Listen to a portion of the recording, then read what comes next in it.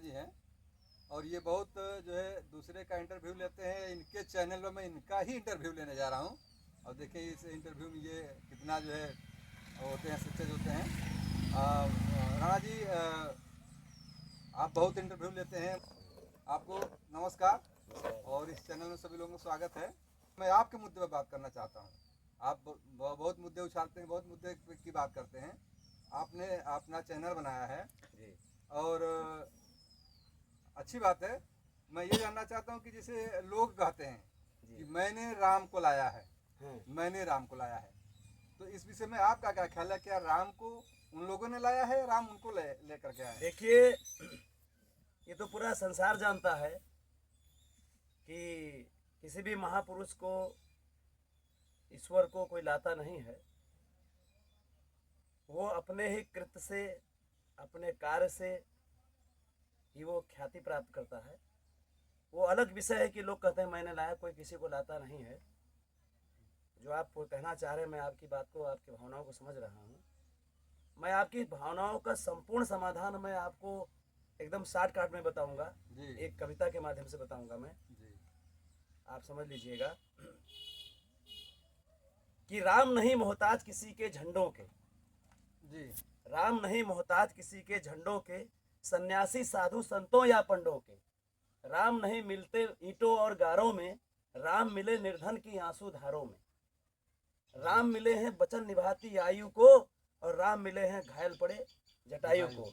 राम मिले ममता की माँ कौशल्या को, और राम मिले पत्थर बनी अहिल्या को। और राम नहीं मिलते मंदिर के फेरों में, राम मिले हैं सबरी के जूठे बेरों में। तो इस कविता से आपने स्पष्ट कर लिया होगा कि राम को कोई लाया नहीं है। तो एक हमारे कवि हैं डॉक्टर हरिओम पंवार जी, उन्होंने भी अपने कविता के माध्यम से कहा है, राम हमारे भारत के अभिमान है, राम हमारे भारत की पहचान है, और राम हमारे अंतर्मन के त्राण है। राम हमारे घट घट के भगवान हैं, मंदिर तो ये पूजा के सामान है। मतलब राम अनादिकाल से हमारे आपके हृदय में विराजमान है। राम तो वो पूरा विश्व जानता है। एक चीज बताऊंगा कि सत्य सनातन ज्योतिर्मय दिनमान बनेगा दुनिया में। सत्य सनातन ज्योतिर्मय दिनमान बनेगा दुनिया में, और राम का मंदिर भारत की पहचान बनेगा दुनिया में। ये भी हमारे डॉक्टर हरिओम पंवार जी ने कहा। मंदिर बनना बहुत बड़ी बात है।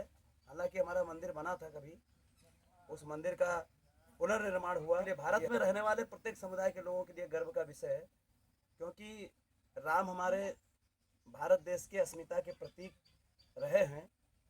तो देखिए, आपने जो एक हमारे सामने एक प्रश्न रखा था, आपका प्रश्न बहुत जायज था।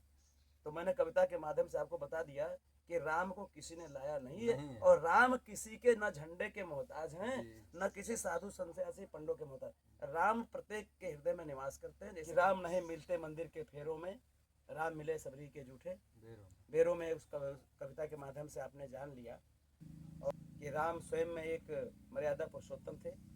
राम की महिमा का वर्णन करने का जो है क्षमता मेरे अंदर नहीं है। बाकी मैं संसार को बताना चाहूँगा, अपने दर्शकों को बताना चाहूँगा कि इन बातों पे न जाए, और राम खुद ही अपनी राम की पहचान है। राम की वजह से हमारे देश की पहचान है, इस बात को हम जाने। फिर नेक्स्ट टाइम जब कभी नहीं, बिल्कुल संतुष्ट हैं। मैं यही जानना चाहता हूँ कि राम को हमने लाया है, ये लोग कहते हैं, लेकिन सत्यता यह है कि राम किसी के लाने से नहीं आए हैं। हर हृदय में, हर जगह, हर मंदिर में, हर घर में स्थान है। और ये आपके साथ जो बैठे हुए हैं बुजुर्ग चाचा जी, इनका परिचय जानना चाहेंगे। जैसे आप हमारे मित्र हैं जी। और कैसे मित्र हैं भी आप जानिए। मित्र तो तमाम प्रकार के होते हैं। ये हमारे ऐसे मित्र हैं, ये हरद्वारी जी हैं जी। और इनका नाम जो है नेताजी के नाम से और मोछू के नाम से भी ये प्रसिद्ध है जी। मोछू जी। और ये हमारे बहुत यहाँ वाले मित्र हैं जी। राम के बाद इन्हीं का स्थान आपके हृदय में। राम है, सुदामा और कृष्ण का आपने देखा होगा जी जी। सुदामा और कृष्ण जी। जिस तरह से सुदामा और कृष्ण की मित्रता थी, तो इस प्रकार से इनको सुदामा जी माने कि कृष्ण जी माने? इनको आप सुदामा मानिए, क्योंकि इनको अगर आप कृष्ण कहेंगे तो थोड़ा हमको देखकर लोग थोड़ा नहीं विश्वास करेंगे, जी सुदामा वाली स्थिति में ये है। चलिए और बहुत बहुत धन्यवाद। ठीक है, नमस्कार नमस्कार।